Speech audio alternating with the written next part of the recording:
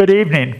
We'd like to call the Ashland Parks and Recreation Department's Park Commission meeting to order. Welcome you in the audience. And first order of business is a roll call, please.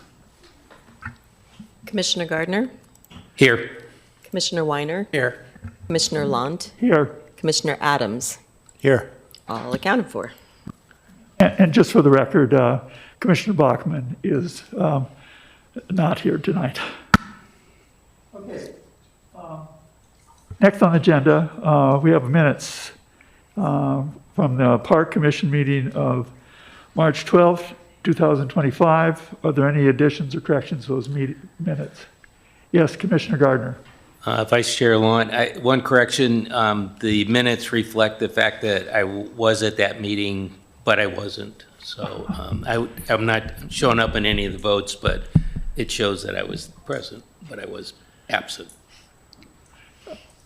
But with that, I would recommend that we approve the minutes from March 12th. We have a second? I'll second. Okay, all in favor, raise your hand, please. Passed by a unanimous vote. And then on to the next, are there any objections to or changes to the regular meeting of April 9th, 2025? If there are none, we'll approve those by unanimous consent. Will do.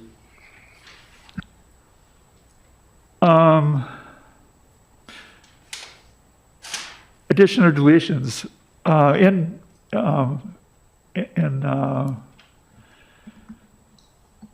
deference and respect for the people who've come here tonight to speak on an issue of parks fees. I'd like to move that to the beginning of the agenda, make that our first item. And I don't think there's any other changes. Now it's public forum, and I don't believe there's anyone.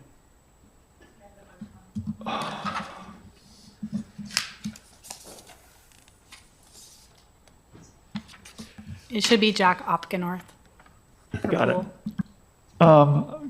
Jack Opgenorth? Sure. Come on up. You've got, actually, I'm sorry, we've changed. Go over to the podium over here. Make sure it's turned on, and you have 2 minutes. Ready, set, go. Okay, I'm Jack Opgenorth. I've lived here 25 years. I've come and spoke to you guys a few times over the years about the pool.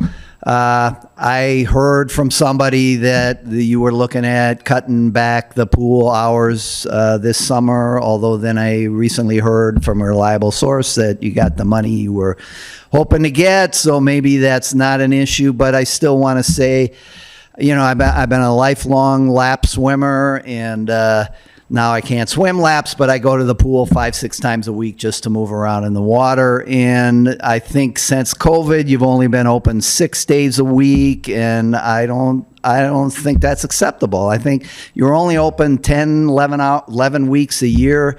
You know, you should be open 7 days a week during those weeks. When I first got here, the pool opened Memorial Day and was open through Labor Day. You know, now it's, I don't know when. I tried to find a schedule yesterday and there was no schedule, so maybe they're still working on that. But I'm advocating for the pool to be open for us folks that use it. You know, it's 70 days a year is when it's available to the public. I know masters pay to use it, and probably the swim team or the water polo teams, which is great, you know, but for the general public, which is me, I would like the pool open 7 days a week for as many weeks as it can be open. I think last week you didn't even have it, or last year you didn't even have it open for Memorial or Labor Day weekend. You know, like you closed it early. And I know there's issues around lifeguards and all the other kind of stuff, but I would hope that you try to work those issues out and you know, have the pool open more. So that's my 2 cents. Thank you. I don't believe there's any consent agenda items. Staff, is that correct? Okay. And then let's move on to the director's report. Rocky Houston, take it away.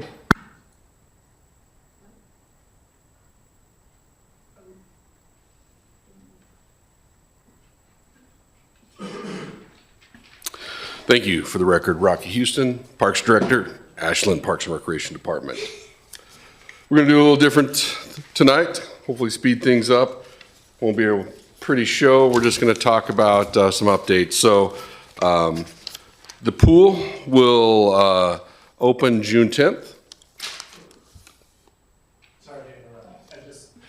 I saw confused faces in the audience. So first agenda item means after the director's report, if I'm correct, Chair.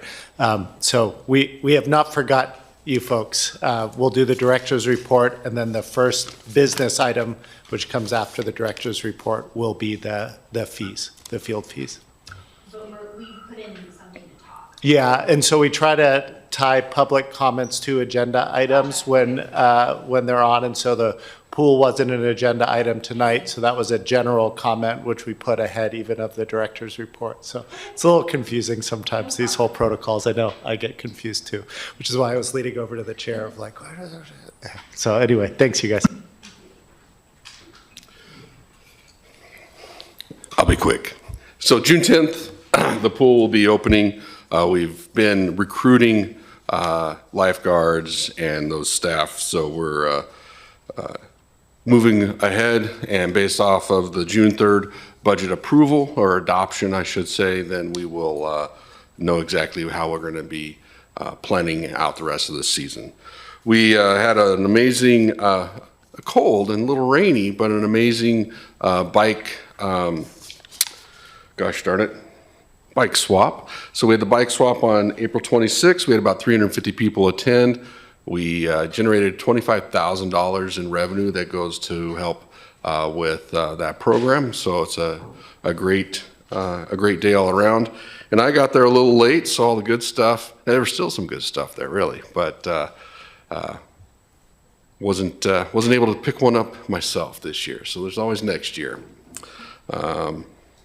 unless I find a beautiful electric bike to help assist myself around. And my surgeon says it's okay. We updated some interpretive signs at North Mountain Nature Center, the portion of the park there at North Mountain.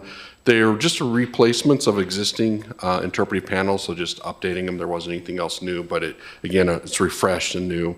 We've got 56 preventative maintenance projects that we've been underway since last September, and I think we've got about 40 of those almost completed. If you've been to North Mountain Park recently, you're starting to see the color of some of the buildings change. So we're going through the painting of the buildings there. That will include the Nature Center, go over to Ashland Creek Community Park, the skate park outbuildings, and the golf course buildings. And so then we'll see what our budget looks like for next year and look to continue to move through our buildings. The paint survived since the 90s at North Mountain Park. And so it was well past due time. We had some dry rot just based off how that age to do it. And so the goal is to continue to, be penny wise and not pound foolish as we continue to move forward. The Senior Center has just been rocking and rolling. We had a classical guitar performance in there in early April. They had some Japanese garden tours. They had some navigating the world of dietary supplements. That was one I missed out on. I need to go back and see if they'll redo that one to learn what I'm missing and get some of those great questions about all those really long words that are some sort of dried root that gets utilized, et cetera, et cetera. We had a new roof on the Senior Center, so we did change out to the Grove for a few days and limit some of that to where there wasn't as much banging and noise going on there. Of course, at the golf course, we're letting that grass set up down at the driving range. We're hoping here in a few more weeks. Of course, staff always wants to go longer, but we need to start abusing it. Practicing off of that grass. It'll be something that hasn't been there for quite a while. And then, we'll just continue to move through that as we go forward. We're getting, the men's league is up and running on, what night is that? Thursday nights. So everyone out there, there's nothing going on a Thursday night. Just come on out. They got extra clubs, no problem. It's a great time. We have continued to try to keep up with the growth. We've had a warm and wet at the same time, which is optimal time for getting grass to grow really tall, really quick, as well as all those other weeds. So we've been doing our best to keep up with that, and staff are running around. We are interviewing right now for 3 park techs for operations. Interviews will end tomorrow, and then hopefully we'll be able to hire those 3. I've been hearing good things so far out of day 1, so continue and hopefully have a very competitive grouping of people. As well as we have seasonal positions available, so they can contact the city or Express Temp.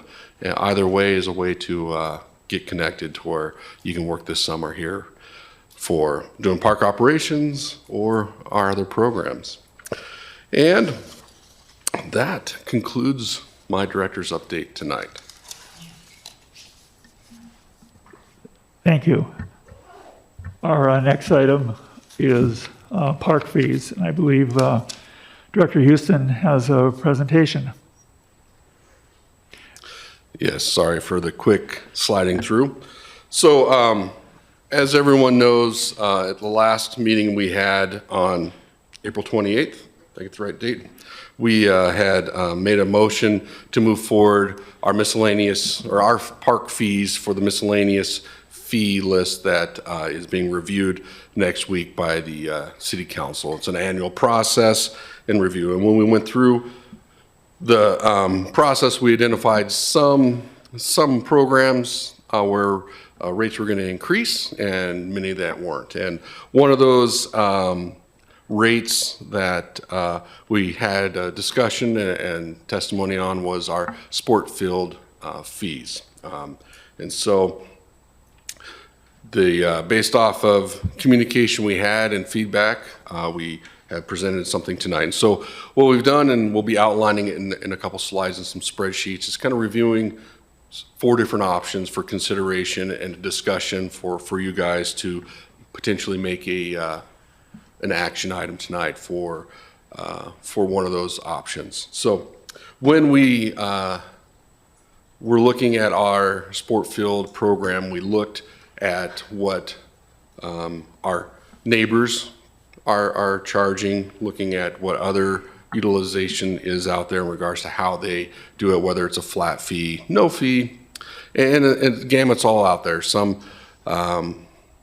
organizations own their own property or lease from another entity, and they kind of do all the care and feeding, where others, there's hourly rates based off of that. Most of the industry has gone to an hourly rate. The hourly rate provides an opportunity where it's most equitable in regards to if you don't use much, your fees are fairly low. You use a lot, your rate goes up. And generally what we do, and we'll do with this hourly rate, if that is continuation how we decide tonight, is at the beginning of a season, we set a schedule. We identify what that utilization is going to be, whether it's a flat fee or an hourly, and then that's how we would set up the fee. So on an hourly rate, we'd look at all those practice hours, all those fields, and then that would be a total price, then move forward. Typically, it's like buying a hotel room.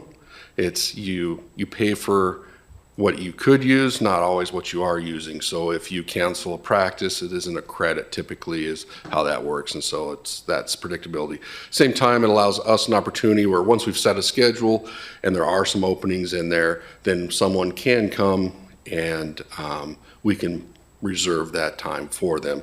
It's not something that happens significantly. Usually the leagues are those larger users and are setting that up, especially for those core great times for practices and use of those fields. So with that background, on the 28th, we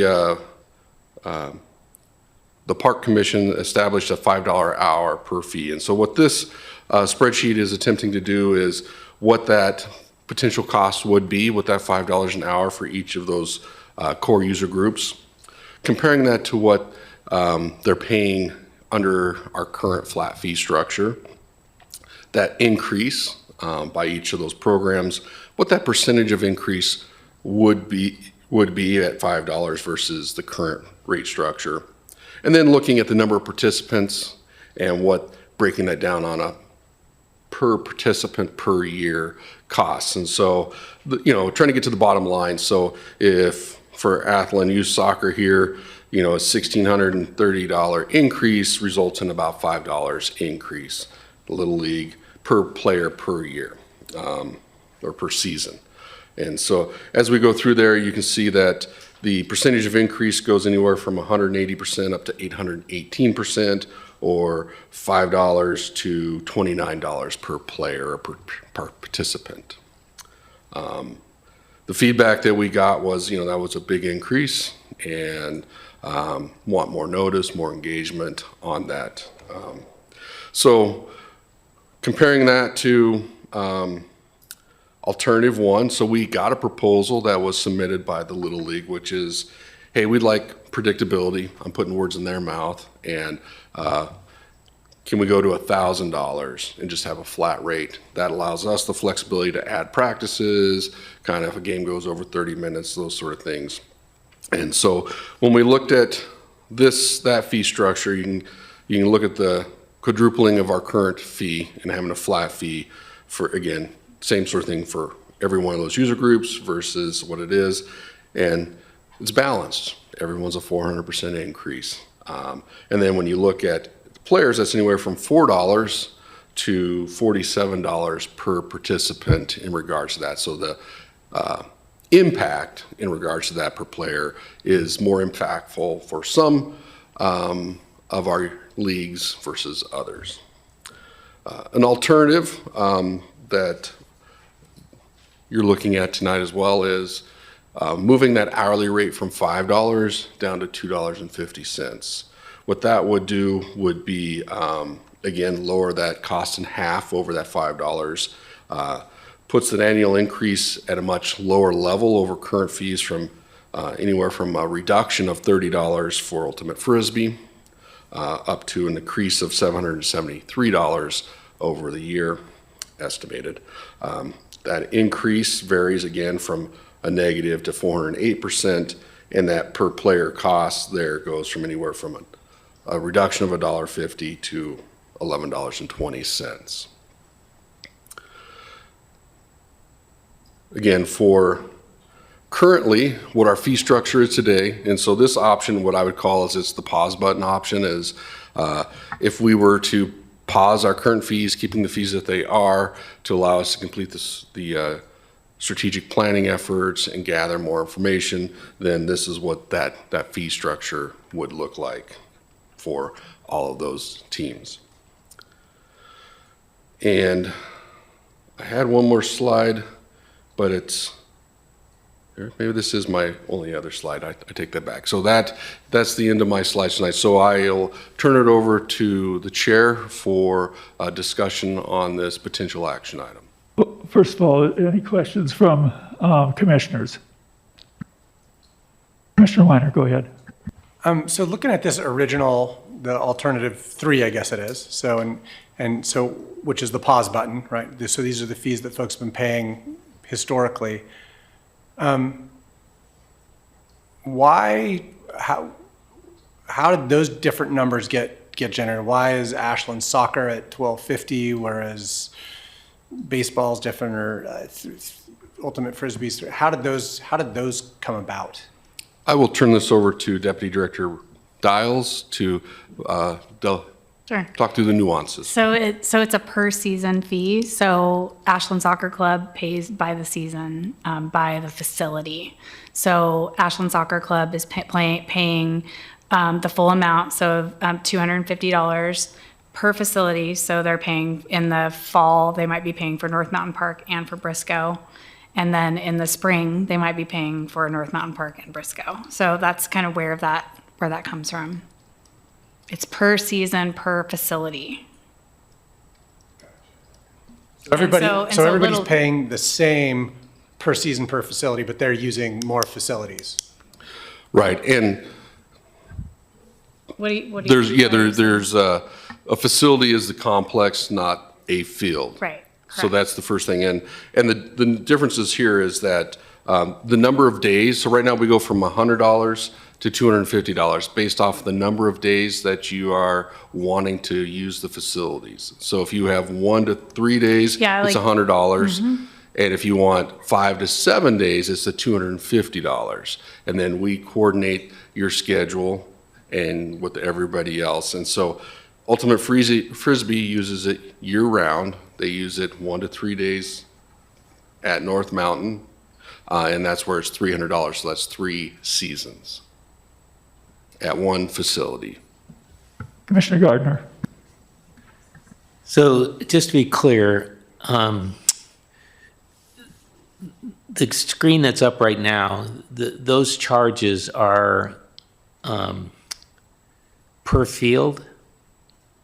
No, they're per facility or Per park. facility. So I had asked that question before, but I think it got answered 2 different ways. So let's just, since we're going to mainly discuss Little League.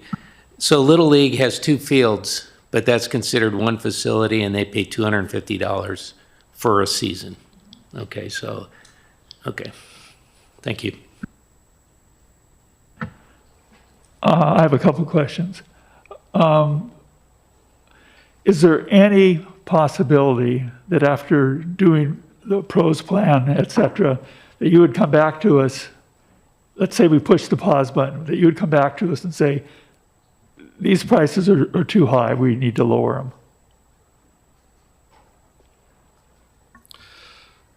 That's a great question. And I'll add layers to a response. And so part of the response to the pros plan will also be what our cost recovery policy is going to be. And so if, depending upon what our cost recovery policy is, if it's 1%, 2%, 3%, 4%, 5%, our costs exceed whatever even the $5 rate is in regards to current costs. And so we're, our recommendation will continue to be is to try to look at what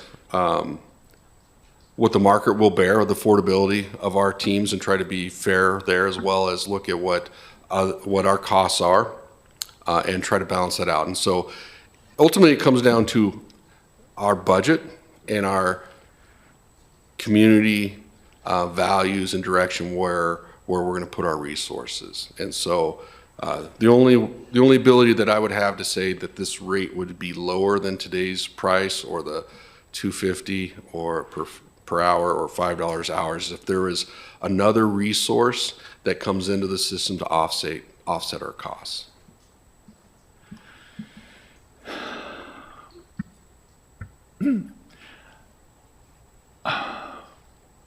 Well, I guess you're not really answering the question that I'm looking for. Maybe you're just not giving me the answer I want.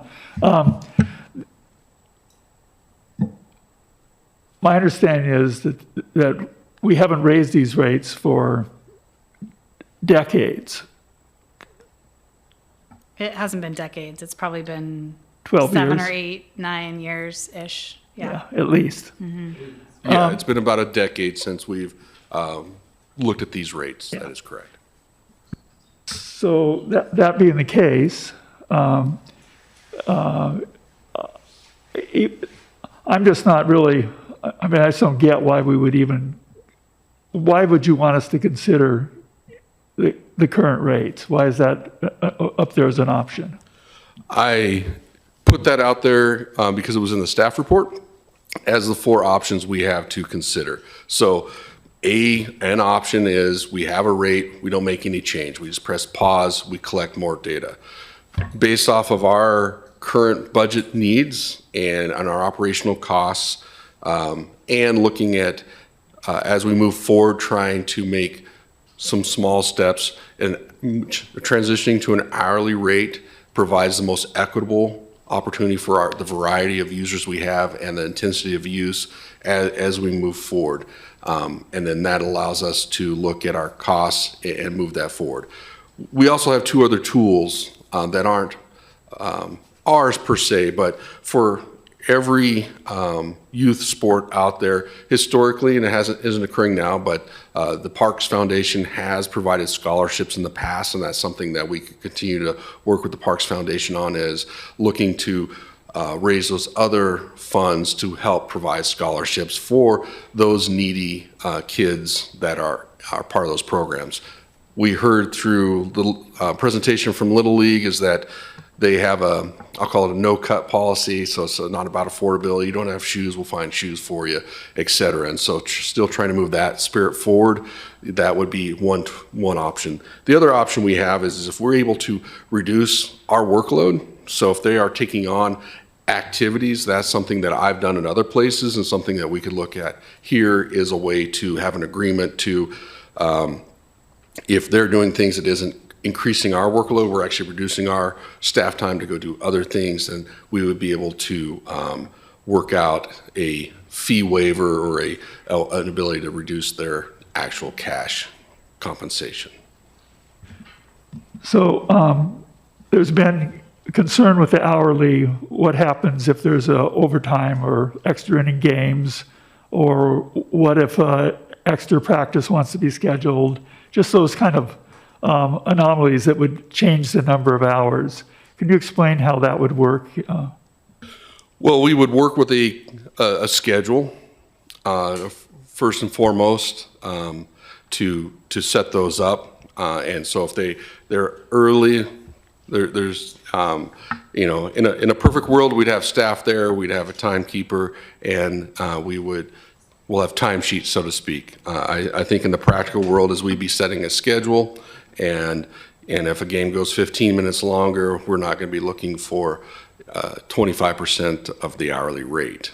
That being said, if there is additional practices desired, we would want them to contact our staff to confirm there is not a conflict for another reservation, and then we would work on that on a case-by-case scenario. Yes. Yeah. I would just add that we don't have a lot of times where there's conflicts with different users. It's mostly like the same league using the same field. The only time it comes into play is between the soccer club and Ultimate Frisbee. And to my knowledge, we haven't had any, they're so used to working together, there has not been any conflicts or issues. Thank you. Commissioner Weiner. I'm sorry, I'm still trying to figure out sort of, since what we're really talking about is adjusting fees, I'm trying to understand some of the rationale behind. And so when we look at the different types of sports that are being played, and historically it was a flat fee based on a sport, but was there, obviously, I'll just say, obviously if we shift to a fee per user per hour fee, that starts taking into consideration user hours. The original, if I understand correctly, the original fee structure didn't take into any consideration the how many individuals would be using the field and what kind of impact that particular sport has on that field. And Commissioner Weiner, can I just clarify something? What's being proposed has nothing to do with the number of participants. It's a fee per hourly use of a field, nothing to do with participants. But that was just, that last column is just there for information. I gotcha. Okay. Thanks. Appreciate that clarification. But when you look back at the original stuff, it really didn't take into consideration, and doesn't currently, the new proposals say, okay, well, this particular sport has a ton of participants that have this kind of an impact, and this sport will have less of an impact, or does it? The current rate of an hourly rate does not have that clarification. I've been to other places where we do have, based off of the type of facility, it has a different cost per hour based off of the how nice of a facility is, what our costs are, and those impacts. And so those are things that we could consider moving forward. Right now, we're trying to keep it as simple as possible, as transition from a flat rate to an hourly rate, and try to make that as equitable for all parties as well. And it's a difficult thing to fit into. As we look here at the flat fee, even if we raise that to $1,000, while it's equitable on the percentage increase on a per player, it has a varying level there as well. And so it's always going to be unbalanced, and we're just trying to find something that most other jurisdictions use, something that is easy for us in setting a schedule and coming up with a fee and some predictability. And as we move forward in the next 2 to 10 years, I'm sure we'll continue to look at this and revisit of where that should be. And I think it keeps coming back to is we have a budget that we're trying to get to, and we're trying to prioritize our resources based off of that, based off of our use levels, and that continues to be one of those pieces of rock with a thing that you grind in, a mortison. I finally figured it out for us, because it's always not going to be perfect. Go ahead, Commissioner Gardner. Thank you, Chair. So I just want to, this is probably more when we get to deliberation, but I just want to emphasize that what Director Houston said, and I think it's really a policy decision for us, is trying to transition from a per field use to an hourly rate, and it's not apples to apples on all these. Some of the fields have multiple users where scheduling can be really beneficial, where you're going to have multiple hours of use with multiple groups, and I think it'll be beneficial to both the users and to the Parks Department.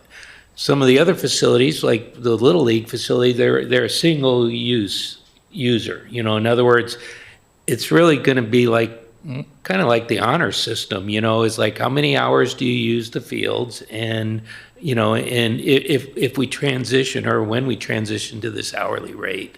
So I just wanted to get that out, but it'll probably be more deliberation. So thank you.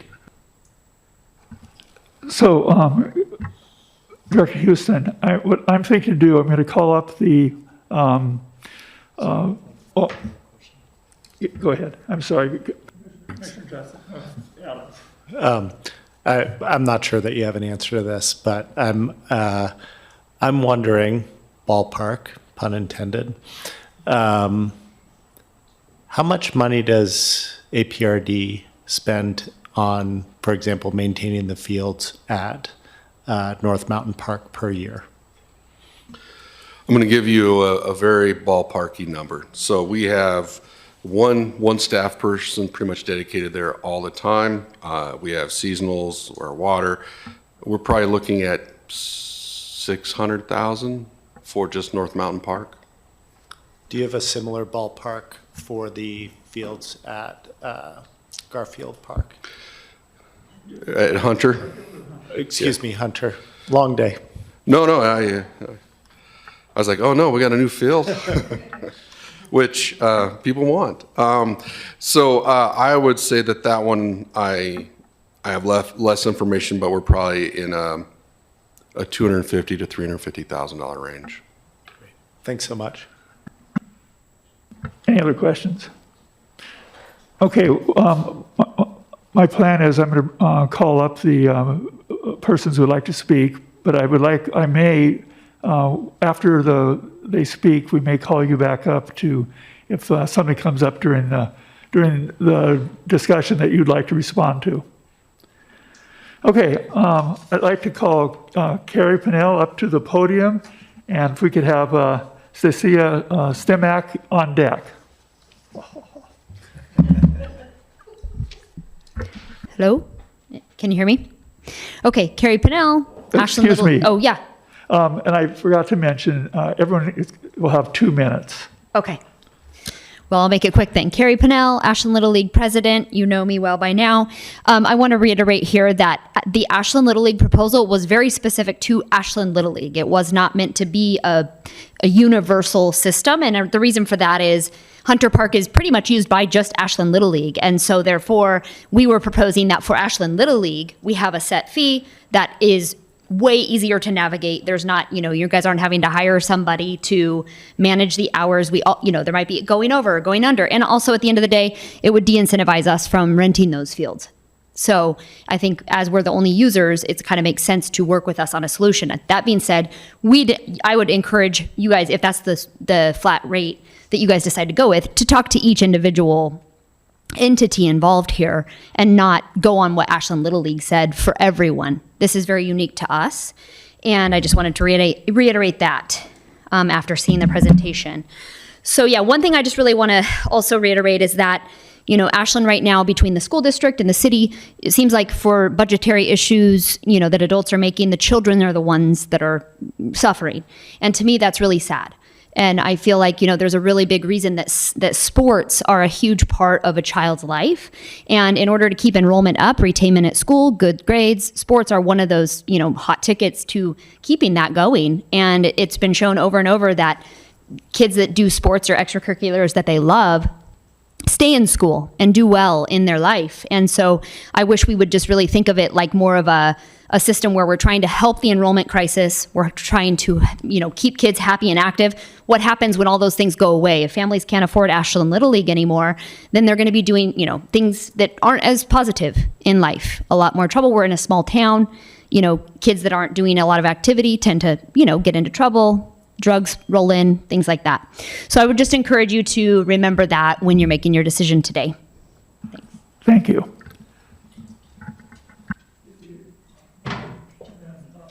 Afterwards, on deck will be Deanna Oakley. Hi, I'm Stacia Stymack. I'm a parent, T-ball coach, and a board member of Ashland Little League. I actually just came from practice, go Emeralds.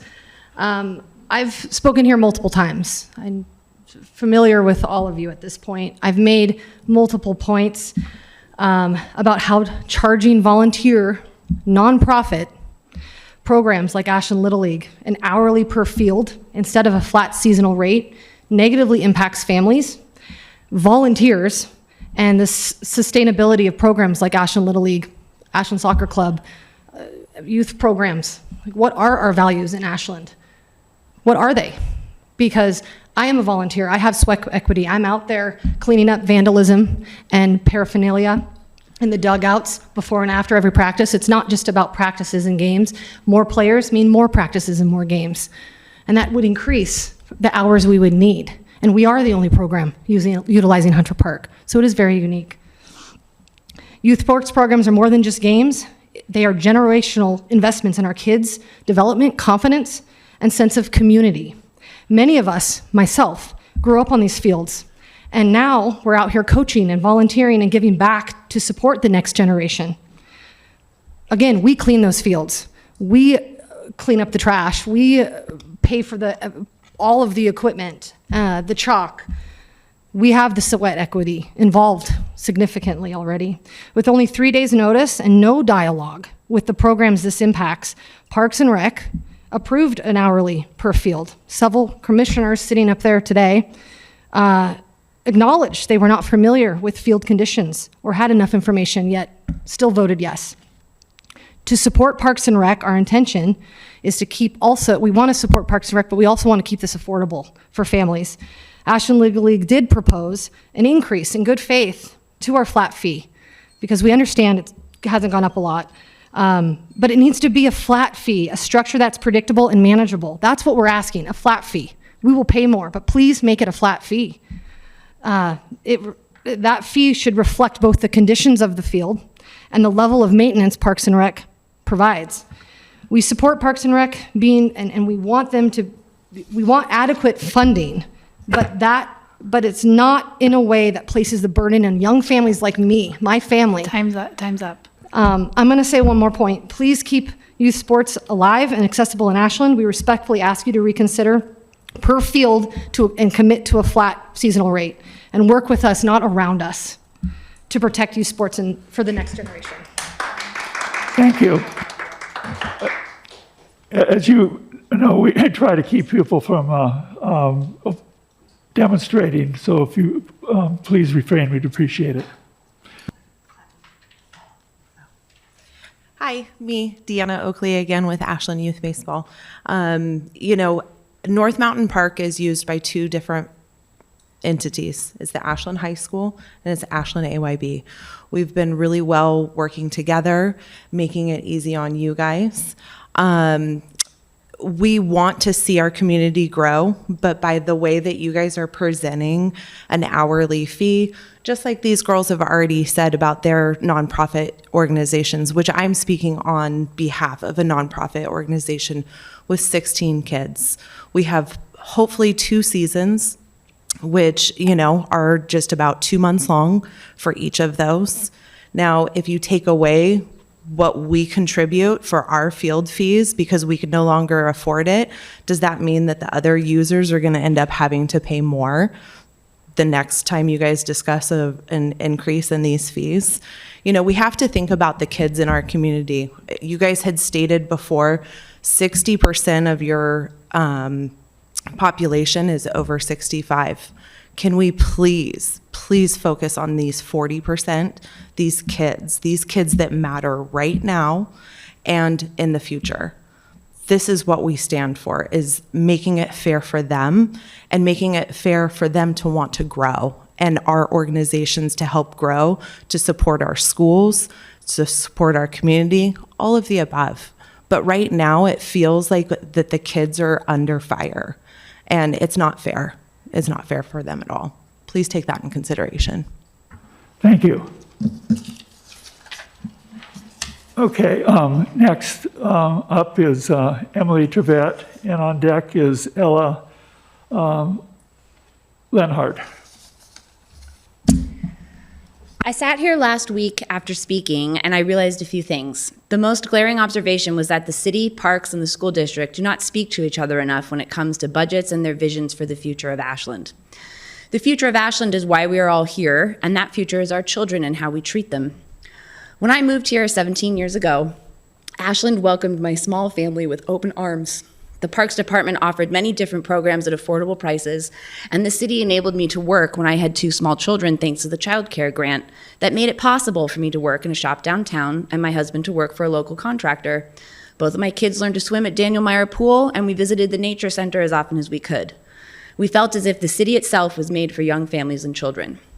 Now I see a different landscape, one where children are not only set aside, but they are viewed as almost a nuisance.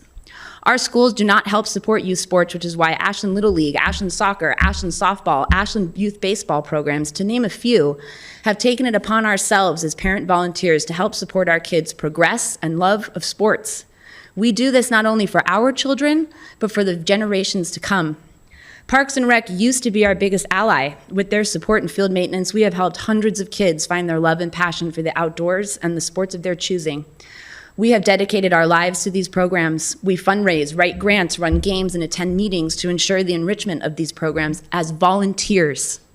Now we are fighting an uphill battle, one where we, the parents, have to attend these meetings to fight for very basic things such as field space and support from our local city council when no one seems to hear us. We need your help and support.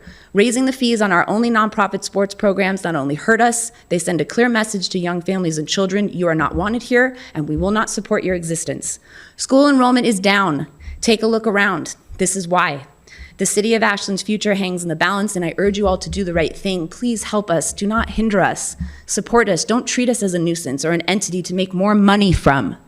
Without us, without the children, what do we have? Nothing. Thank you. Thank you. Good evening. My name's Ellie Leonhardt, and I've lived here about 13 years in Ashland. I have 2 boys. I literally spend every day at either Hunter Park or at a field for Ashland Soccer Club, and most of my weekends during the spring. And I just urge you guys to really take this very seriously in supporting our kids. Like other people have mentioned, they're really getting thrown under the bus, if you will. Our children are, and these organizations are amazing. They provide amazing coaches, amazing mentors, and experiences for our kids that, raising fees and messing the stuff around, it really will have an impact on them. So I vote for pausing and still gathering more information, because I feel like there's a lot of misinformation or uninformed information about exactly what these fields are like and who's using them. Thank you. Thank you.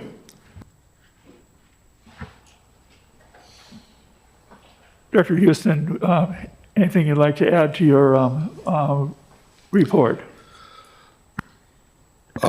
I'll just say that we have a few tools for us to provide the services we have. We have general fund, we have grants, and we have fees for a lot of different events, utilization.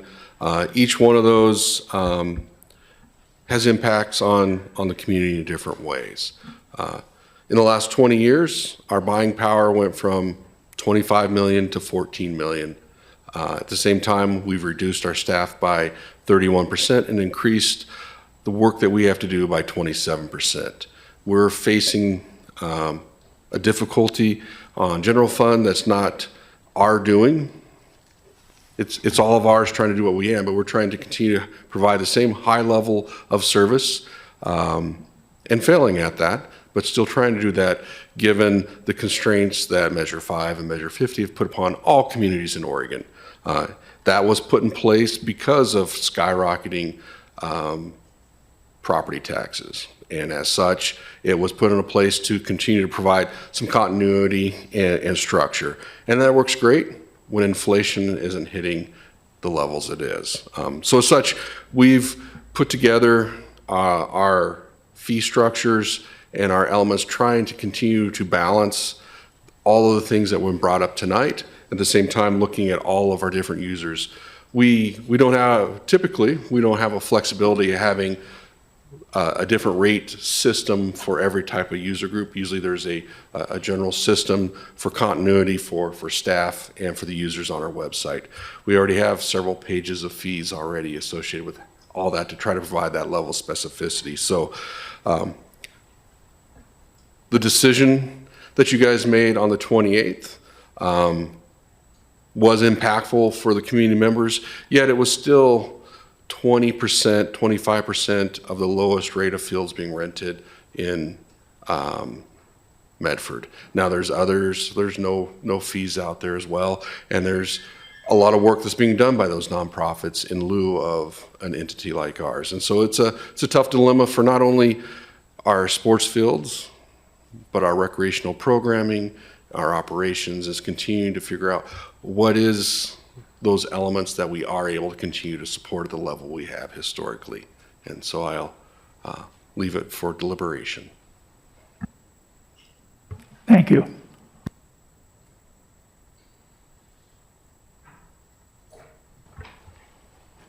Well, now it's the commissioner's time. Commissioner Gardner. I was prepared to make a motion, but I'm not sure I'm going to make it yet, but I guess we need a motion to deliberate, unless you want to just have further discussion. I think I'm going to allow further discussion, Okay. but I'm going to put a fairly tight leash on it. If we get going too far, I'll pull it back. Okay, well, then, Go ahead, if I can Commissioner have Gardner. I'll make the first comment then. I'm actually a little bit sad that it's not unusual for users, and I don't know if I should talk to the audience or talk to us, but it's not unusual for users to come to us pleading for us not to raise a fee or charge for a service that we provide. Most of the folks in the audience haven't gone through what the commission has gone through with council and staff to try to promote a budget where we can protect the programming that we provide for the public. It's important to me. I mean, I know, and probably you all know, someone probably in every sport feature that we, every program that we provide, I know people that use it, and, please don't close the pool, please don't close this, please don't raise the, it's like, it's very difficult to not try to meld in a reasonable request. And I just took a photo because I wanted to keep looking at it at alternative 2, which is the $2.50 an hour field use. And really what I see is, for the most part, a reasonable increase over what fees were, and really kind of in line with what Little League asked us to reconsider. Now, we haven't talked to all the other facility users, but the problem is, as Director Houston said, if at some point in time we may not have the fields anymore. And that would be my concern if we just hit the pause button and don't do anything. So I'll leave it at that and hear from the other commissioners. Go ahead, Commissioner Adams. Yeah, I'd like to say a few words. I think I'm the only person on this commission that has kids that are currently involved in youth sports. 2 kids. I think I saw Ellie's husband and youngest son at pickup when I was picking up my daughter from soccer today. We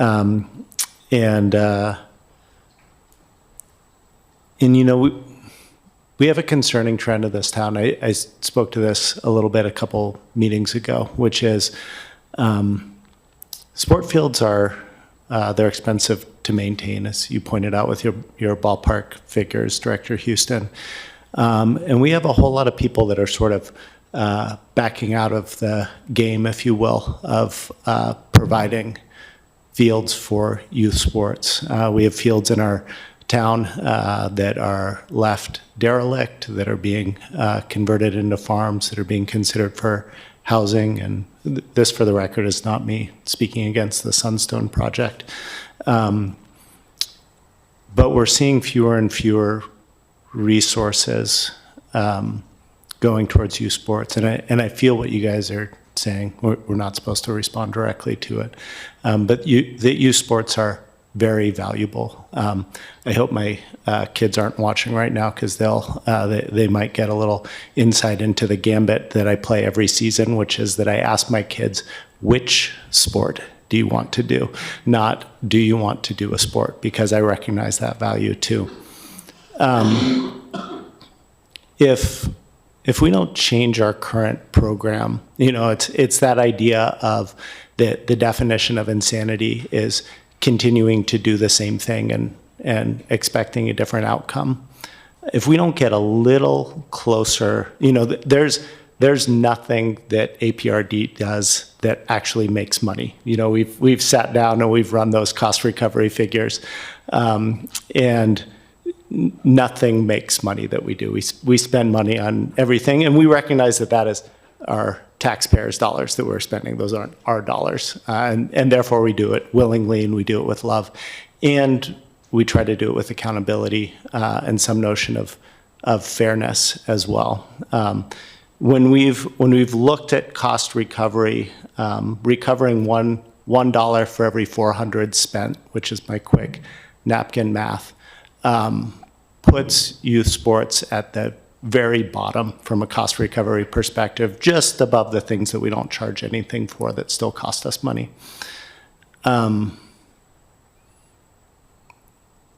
I would like to have a situation where young kids playing sports have access to those fields at times before 7 o'clock at night on a weeknight. And my concern is that if we don't change something, that's going to become more and more a reality. I am proud of our Parks Department that we, as one of the speakers pointed out, are the one entity that consistently says, yes, play on our fields. I think that the proposal, and I don't have a strong opinion at this point whether it's $2.50 or $5, but an hourly fee really makes sense to me. And that I think we need to do this. I also think, and I appreciate that Director Houston, I know, is already doing this, talking to the other entities in our community that control fields so that we can come to some better agreements there around access. I think I get the pain. I'm looking at the numbers. I've read every word of every comment that everybody's sent in. I know that my fellow commissioners have as well. And I'm really supportive because I care about kids in our community, my own kids, my friends' kids, the kids of people that I don't know yet, that I think we need a smidge more cost recovery on these fields so that we have a long-term solution, not only for our kids, but my kids' kids, who I would be overjoyed if they were raised in the community the same way that I was. I'd like them to be here. I think that's all I have to say. Thanks. Yes, Commissioner Weiner. Thanks, Chair. So thanks for that. I think those were I think that those were some of the sentiments I was trying to come up with, and trying to look at these different proposals that up here and trying to figure out how do you balance them in such a way. If I look at the flat fee, 400% increase across the board for everybody, it seems pretty disproportionate for some, rather than yep, the 400% is the number, and yet, you know, Ashland Soccer jumps from $1,200 to $5,000 with a, you know, you look at the bottom and they're going up to, you know, per participant, it's $47 per participant. And so I think figuring out how I think you have to look at I guess no one, I mean, right? When I look at it, I have to look at how many participants, because that's going to have an impact on use and maintenance and all that stuff.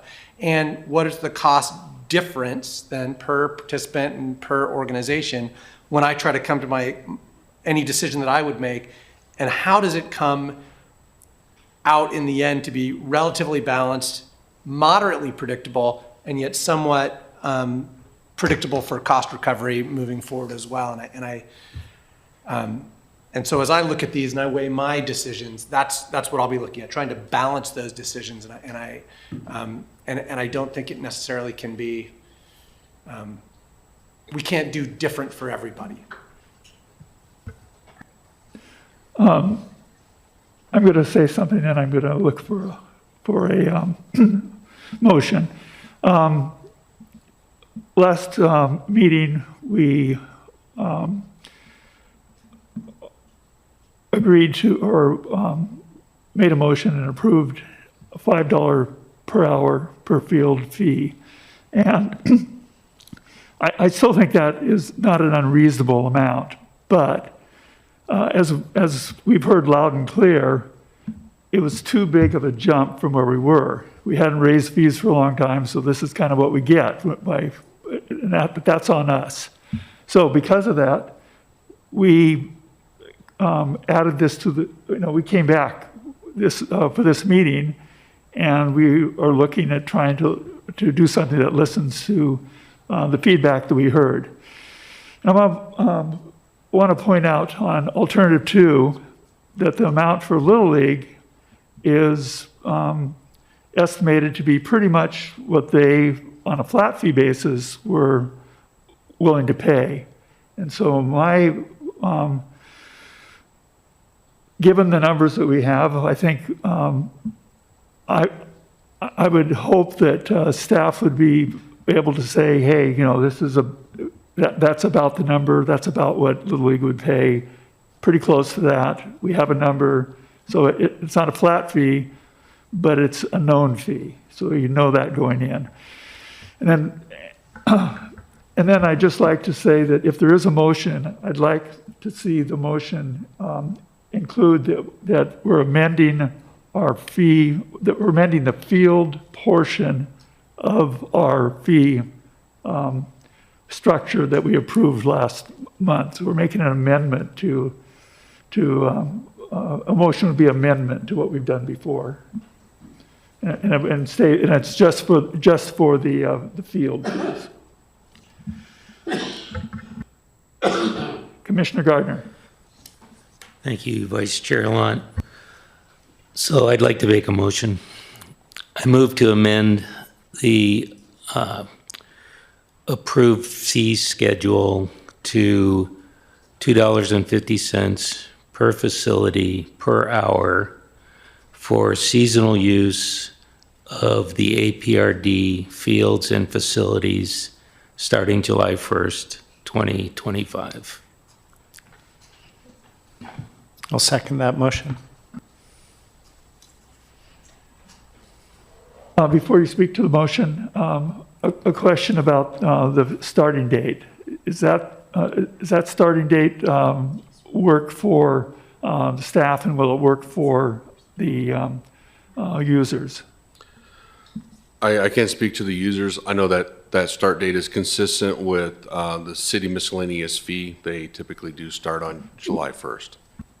What if a season's in progress, or, for example, what about summer camps? If we're in the middle of a league, we're not going to change the fee until the next league season. So the current season typically transitions around July 1st as well. So right now, we're taking requests for summer, and that summer starts in June, technically. So a lot of those field users will have already dialed in their summer schedule, so that what the current fee will remain for, we wouldn't start charging people the new fee unless they're booking, if they start booking on July 1st.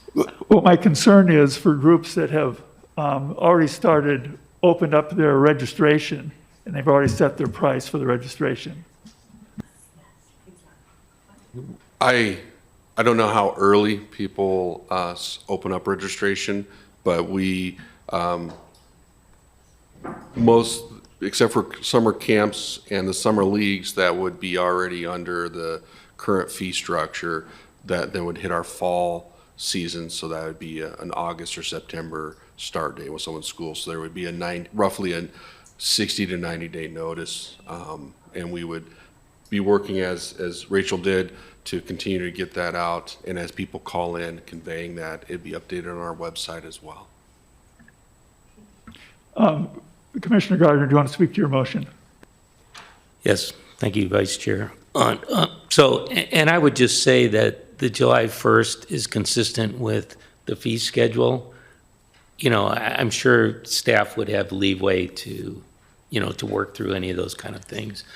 So as far as the motion goes, just looking at alternative 2, it seems, based on the feedback that we've received, it appears to be, to me anyways, a reasonable expectation that we need to move to an hourly rate, and that we are not, hopefully not overburdening the user groups too much with this change going into the coming seasons. I just think it's necessary. I spoke earlier that moving to an hourly rate across the board for all users is an important feature that we need to move APRD in that direction, so that we can recover some of the costs of the maintenance and the and even the building of future fields, repairs, those kind of things. So, anyways. And Commissioner Lunt, if I may have a clarification. This is kind of directed to staff, and I know that Commissioner Gardner, your motion had the language per facility, and I just want to have clarification from staff if that makes practical sense in a policy perspective, if I may help that discussion point, and if it needs an amendment, we can talk about it. My interpretation of what Commissioner Gardner was saying was field. So facility as in each field. Well, actually, I said specifically fields and facilities, since some are separate fields, and like the Little League, that is 2 fields, but it appears to be a facility, since they both get charged. If that makes sense, or I would reword it if that's too confusing. I think that's a problem because if you're doing it by the hour, and there's 2 games going on there, then you're just going to, it doesn't make sense to charge for one, does it? That's not the way, the numbers we came up weren't that way. No, that's what I clarified earlier. I asked if the 2 Little League fields, the cost right now, 2 fields, $250 It's per it's a season. facility, but what we're saying on alternative 2 is charge $250 per hour per field. And that's what the cost would be. I may, if the intent is, if the commissioner's intent was Okay, to then I reference field, misunderstood then when I asked that question. either to delete the word facility, because you said facility first, then you did clarify facility or field. No, I later. read it originally with fields and facilities, but I'll make an amendment to the motion if that's what's needed. Well, Yeah, if you can make a, if you, You want me to yeah, withdraw it? if you can withdraw that motion and then clarify, and then make that clarification, I think that would be helpful. Okay, then I'll withdraw my motion. And just to clarify, so the request is that it only says fields? Is that what we're asking? Okay. Then I move to amend the approved facility fee to, or field fees to, or actually, what do we call it? Let me back up. Park fees for field use to $2.50 per hour per field for seasonal use of APRD fields starting July 1st, 2025, I'll second that. if that makes sense. It was a little clunky wording, but Commissioner Gardner, go ahead.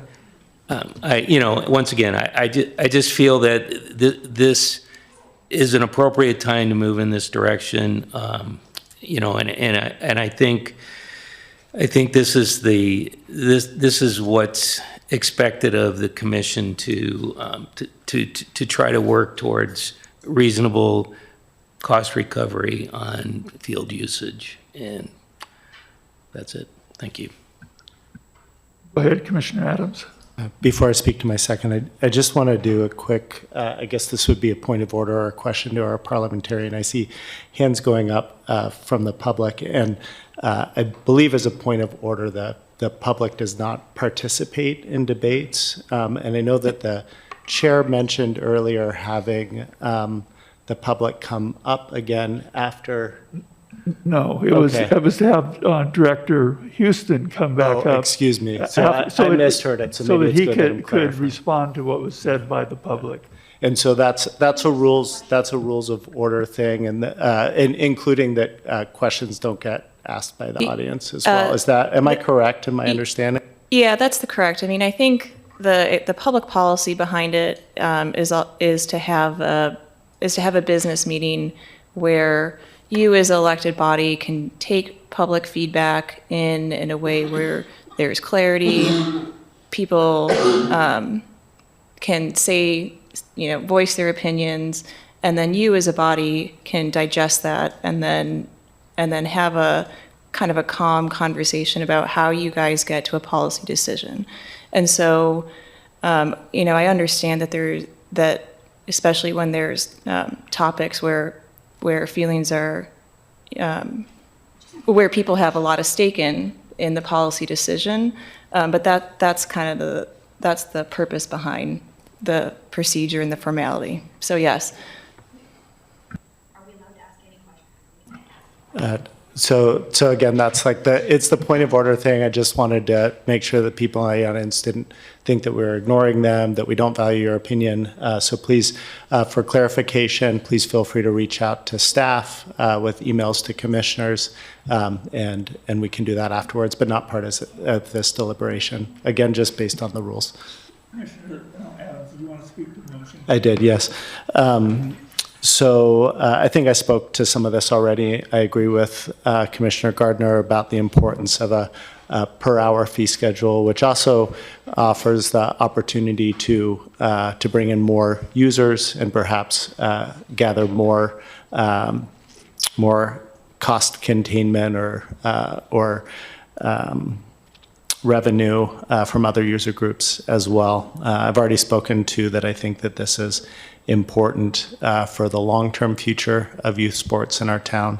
And I think that 250 is a very reasonable place to start. I'm going to say something unpopular that I anticipate this will probably need to go up at some point in the future, whether I happen to be one of the commissioners voting on it or not. We got to get a little closer to some of the other communities in our area that are also supporting youth sports while charging field fees to try to recuperate some of the costs of maintaining those fields.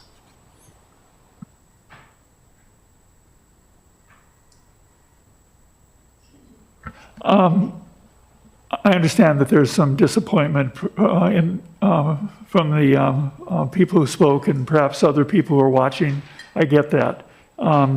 And I do want to point out that these are fees that we look at every year, and we can, if this doesn't, we get the feedback, if staff gets the feedback that something's not working with it, we have that opportunity to change this. So it's not, it doesn't mean forever. It means that we're trying what other communities are doing and has worked well for them, and let's see if we can make it work for our community. Any other comments from commissioners? Roll call vote, please. Commissioner Weiner, Yes. Commissioner Lund, Yes. Commissioner Adams, Yes. Commissioner Gardner. Yes. All yes, motion passes. Okay, next on item of business is park naming. Commissioner Houston, go ahead. Thank you, Chair, or acting chair. Is that the right term? I'm a chair at the moment only. So at our study session last month, we brought forward a proposal to modify our park naming. Currently, we have 43 properties on our map that convey names of parks or potentially names of the parcel prior owner. There's a variety of that. And so to provide some consistency that's in alignment with the intended use of some of these acquisitions, I have made a proposal for feedback and are looking for action tonight on reducing that 43 to 23 park or property names to consolidate some of those parcels into a single park naming scheme. So the proposed motion is to move to adopt the change from 42, actually that should be 43 park parcel names to the 23 park property names as presented. Any questions from commissioners?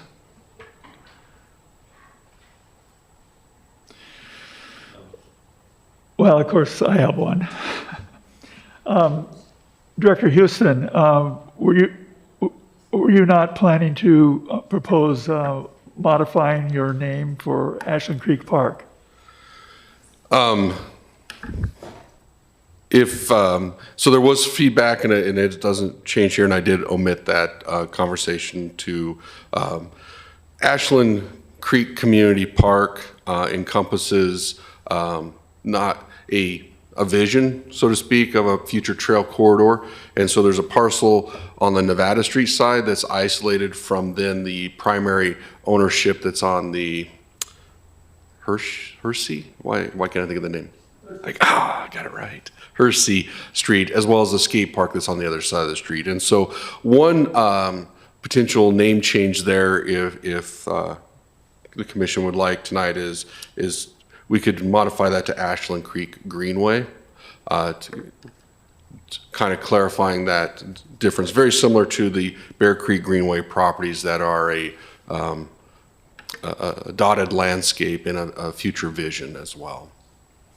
And so that would be, if proposed, that motion would change number 3 to Ashland Creek Greenway Community Park.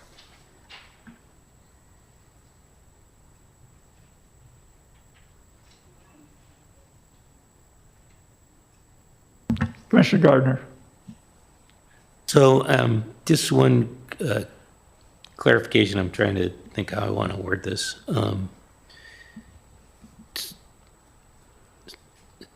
So is this combination of the 43 parks down to 23 or 42, is that mostly for maintenance reasons, or, you know, is there any real advantage to it other than it just makes it easier? Operationally, we'd have fewer signs that we would have to produce and replace. We'd be able to do that. But I think it's a reflection of the intent of some of those acquisitions, primarily a lot of the natural areas, that there's a vision that the departments had and the commissions had, and those acquisitions are all elements, just like with the potential future acquisitions along, or donations along the, tonight's a long night for me. The ditch trail that is in the Acid Castle natural area. So if we were to add those additional parcels in the future, that would become an addition of Acid Castle versus a separate park. And so this will parlays into our next item that we'll be talking about. And so when we're looking at the pros plan and looking at our level of service, which is acres per type of park, this also makes that process a little easier in regards to talking about that as well. So that's, it's more of aesthetics, and also that what I've tried to do is look at the intentionality of these acquisitions historically to try to pair up our naming with that prior vision. Okay, just for example, like Ashland Ponds, it'll be incorporated in the Bear Creek Greenway, but it really, you know, it's in proximity to the Greenway, but it isn't. Does it lose its designation? I mean, do people still know when you refer to it, like where you're going? Right, and the simplest analogy I would have is, how many people have been to Grand Canyon? The whole Grand Canyon is a national park, but you go to the south area, or the south entrance or the north entrance, and there's sub areas in there. So there's still the naming capacity of those sub areas. Just like at Lithia Park, it's the Japanese Garden at Lithia Park. It's not a separate park onto itself. It's still connected with that larger property designation.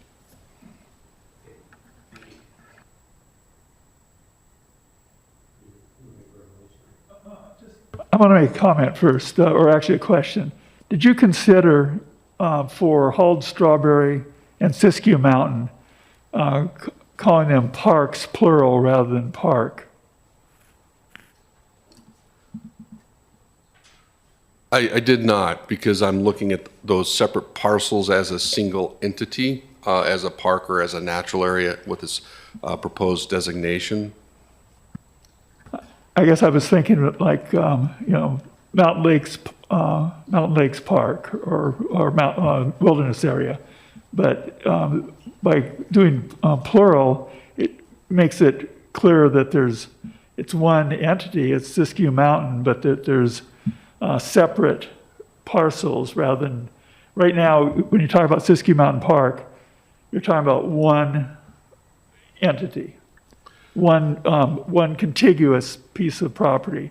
But now it's going to be pieces separated by private property. Would that be clearer to make it plural? I think you're viewing the parcels as separate entities versus the entity as a park. And I get that point if we were wanting to clarify. I think for Acid Castle, for Siskiyou Mountain, or Hall Strawberry, we have this connective tissue that's connecting all of them, and that's the trail system. So as a user, as you're migrating through each of our ownership to private easements, to city watershed property or national forest, the connection really there is the trail system that's connecting all of those properties together. So it will be a culture change significantly, because people will still think of Liberty Street access as that access point, which it is, and may not locally be viewing that as Siskiyou Mountain. But when we're talking about our trail system on Siskiyou Mountain, our Siskiyou Mountain Trail System instead of how we call it now, that allows us a different marketing option there and all these inputs, access points for those. So personally, I feel if we start to call our natural areas or the Bear Creek Greenway plural, if we have a plurality to it, then that may be more confusing in regards to park versus parks. And again, it's the whole, not the parts, that I think I'm trying to focus on personally. You kind of put words in my mouth, because I wouldn't suggest those changes for the Greenway. I think that's fine. I'm talking about really two places, Hall Strawberry and Siskiyou Mountain only. And Commissioner Lund, I think that they're the same issue, in that there are a collection of properties, and the future Bear Creek Greenway Trail and those properties in there are what we'd be marketing and conveying to a user. Thank you. Let's look for a motion.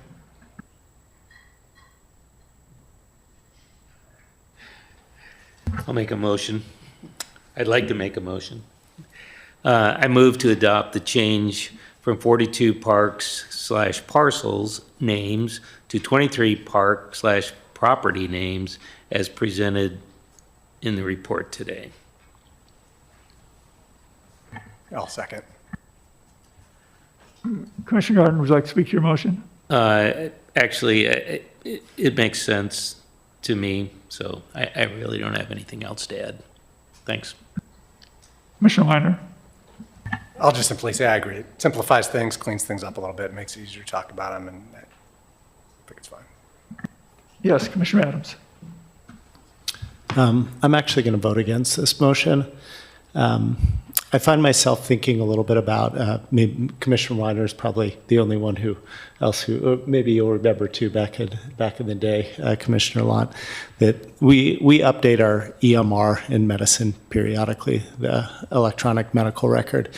And same thing when they update operating systems and things like that for people that aren't in medicine. And to me, doing an update, there should be a compelling reason for it, and it should make things demonstrably better.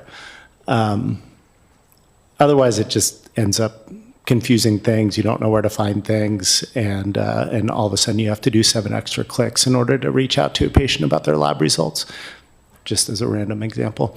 And so to me, I think we have names for the parks. I think some of these smushing stuff together is not like the Grand Canyon. These are disparate areas that are often separated by private houses. And so the idea of like, we might have a fewer signs to replace every once in a while, it's not a compelling reason. I think we'll end up having people that are really in love with Kestrel Park, for example, and love that name and love that bird, who are going to be mad about it. And I can't think of a real compelling reason why Kestrel Park now needs to be part of Ashland Creek or Ashland Creek Community Park, or sorry, Bear Creek Greenway, where it's not really Greenway. The Greenway is the path that runs through there, and I guess some of the stuff next to it. I don't know. I'm just not compelled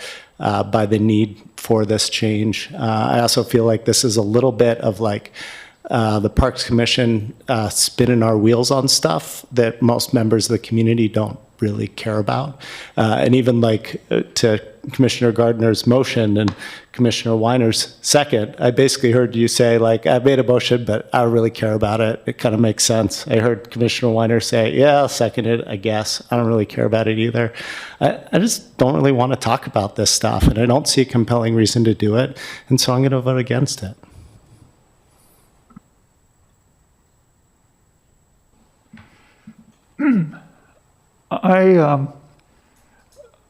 I've had some reservations and think it could use more refinement before we finish it up. So I'm going to vote no on this measure too, but I want to call for the roll call vote. Commissioner Weiner? No. Commissioner Lunt? No. Commissioner Adams? No. Commissioner Gardner? Yes. The motion does not pass.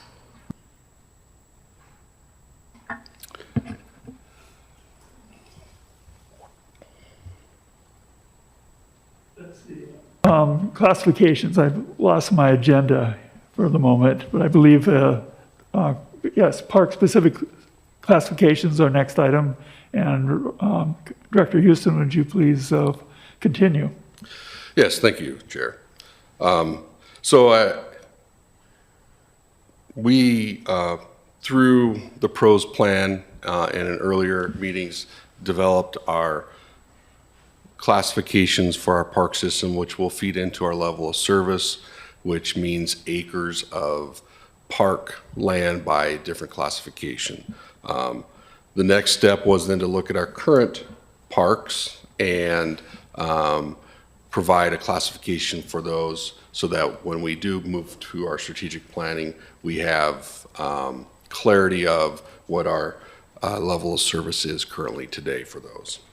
At our prior study session, we brought forward a list of our park classifications and those parks associated within each identified classification. Based off of the feedback, we did have some input on the potential of changing Oak Knoll Golf Course from a community park to a special use park.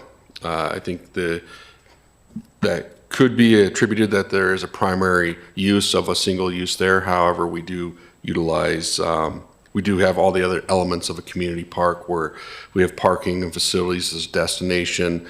We do have other uses there that we do occur. However, golf is the primary use of that property. So the proposed motion tonight is moved to adopt the park classifications as presented. Commissioner Gardner. So I have a question. So Director Houston, it seems like since the last motion failed to kind of regroup the parks, is it still relevant here? Because now we're identifying the grouped parks that we just voted down identifying. That is a great point. As you'll see in here, the references of the different type of parks, so it may make sense to table this tonight to allow staff to either do two things, either to come back under the current park names or to gather additional information from the commissioners on park naming and combinations that are consistent with the direction. I mean, it seems to me that, you know, there's no way we could approve this after we just did not approve the groupings. since they identify, Bear Creek Greenway identifies Kestrel Park and the other parks that Commissioner Adams talked about, it doesn't seem appropriate.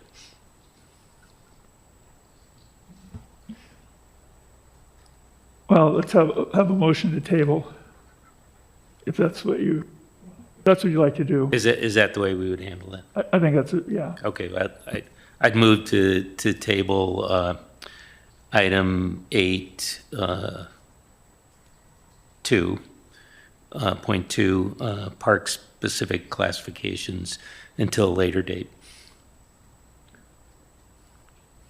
I second. Okay, it's been moved in second. I think we'll just call the roll call vote. Commissioner Weiner? Yeah. Commissioner Lant? Yes. Commissioner Adams? Yes. Commissioner Gardner? Yes. All yes, motion passes. Next on the agenda is the Vanderstatch Trail reroute. And again, Director Houston, carry on, please. Thank you, Chair. So the map in front of you outlines a long history of work that the Commission has done in regards to developing the concept of the Bandersnatch reroute trail, acquiring properties to facilitate that, as well as addressing some easements for some encroachments. And we're here kind of in the last step. So the section that is called Step 5 is on federal land. That was been approved or reapproved, if I understand it, on National Forest land to have the construction. I believe it's occurring right now. The Ashland Woodlands Trails Association would like to construct the last 130 yards to make that final connection on city property to meet the vision that over a decade worth of work has gone into. It's been reviewed by all of the entities and has prior approvals in the past, is my understanding. And so tonight, the proposed motion is to move to approve the reroute of Bandersnatch Trail. Any questions? Yes, go ahead. Looks like no questions, so go ahead, Commissioner Adams. I move to approve the reroute of Bandersnatch Trail. I'll second that. Commissioner Adams, do you want to speak to the motion? Yeah, so I'd just like to give brief history on this. I spoke to this a little bit, I believe, a couple meetings ago. This is a little bit unique. It was brought before the last Ashland Trails Advisory Committee meeting, and it has general support from the group, though there's not sort of a formal recommendation, and the idea being that this was already approved back in 2015. And everybody in the room was supportive of it. There are a couple questions around process, sort of like, are we skipping over the process in approving this? And it was like, no, because it's actually was already approved 10 years ago. And Ashland Wilderness Trails Alliance, as represented by Torsten Heike, was sort of bringing it to the group in an effort to have full transparency. I think there was some concern about the previous step of the process, that he had somehow gotten a hall pass or gone around or done something shady, and he absolutely hadn't. And so he was just trying to make up for that. So everybody's on the Ashland Trails Advisory Committee, whatever their favorite form of trail recreation is behind it. This, just to clarify, since the first slide was a really great mountain bike picture, this is a pedestrian trail, and so the runners and hikers will look just as awesome as that mountain biker did when they are enjoying the new section of Bandersnatch Trail. Any other comments? Could we have a roll call vote, please? Commissioner Gardner? Yes. Commissioner Weiner? Yes. Commissioner Lant? Yes. Commissioner Adams? Yes. All yes, motion passes. Okay, next item is liaison reports. Yes, Commissioner Gardner. Thank you, Chair. I'd like to report, attended the Ashland Senior Advisory Committee meeting last Monday. A few changes going on there. We had been meeting every other month. We're going to move to meeting only quarterly, and I think that's within the guidelines of the committees that we have established. I was unclear if are we going to change it to a MAC or is it still an advisory committee? It's still an advisory committee, and I think what we're asking all of our committees is kind of what you've asked us to do is what is the charge? So what is the deliverable? And really having each group look at what are they providing as advice and input for the department and the park commission, and determining with the new formality of our park committees that making sure that we're in alignment from a workload perspective and utilizing their volunteerism, their donation of hours most appropriately. The old adage not to have a meeting, but to make sure that it's at the right level for the element. And we describe sort of our different elements we have for engagement, which is advisory committees. We have of course, our park commission meetings here where people can come in. We have our MACs, which are come together for specific issues around certain assets, ad hocs, which are very specific and time limited, and just our standard public engagement for whatever that process is for input, whether it's a town hall, surveys, et cetera. And so we're just reviewing that to try to ensure that the squeeze is worth the juice for all parties as we move forward.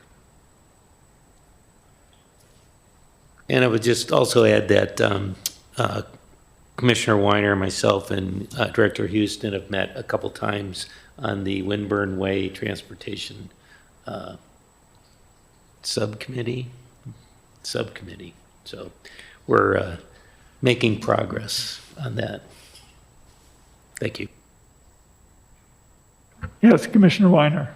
I can report from the Forest Committee meeting if you'd like. So it was actually it was a fascinating meeting. There was some interesting stuff that was discussed. One of the things was that, as you probably saw, there was some smoke recently.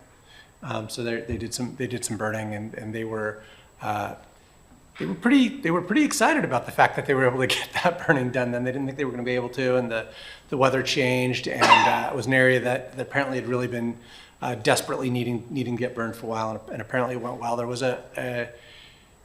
just happened to be an escaped property fire. Someone was burning some leaves right near there that I think caused some confusion and chaos within town. And Nixle went out, and I think some other stuff, a bunch of fire engines, but that wasn't anything to do with their burning, and the burning went well.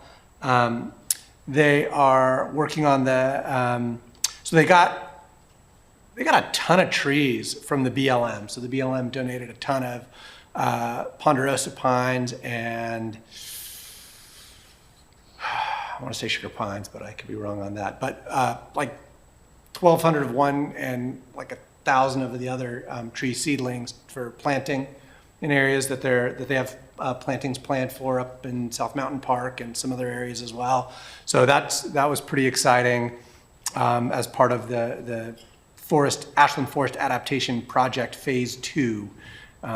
The logging was the phase 1. So those were the main updates. Pretty exciting though, really, to get those things done, get the trees. Thank you. I'm going to ask staff to list our upcoming meetings, please. Sure. Our next meeting we have is on May 15th. It's the RDAC, or the Recreation Division Advisory Committee. It'll be at the Grove, its new location, at 4 p.m. On June 4th, we have the Park Commission study session here in Council Chambers at 6 p.m. On June 11th, we have our regular business meeting for the Park Commission, again at 6 p.m. here in the Council Chambers. And then on July 2nd, right before the 4th of July, we have our Park Commission study session in Council Chambers here again at 6 p.m. Thank you. With that, adjourn the meeting at 7:40. So, thank you for being so.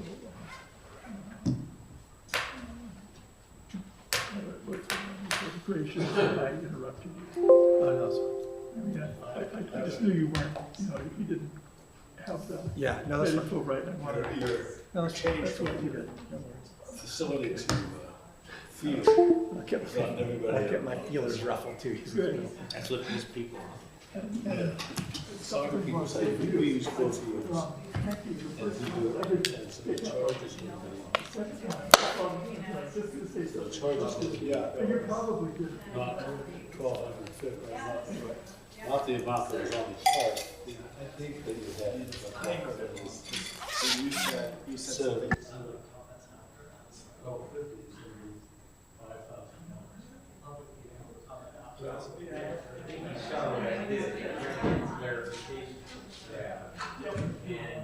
Staff is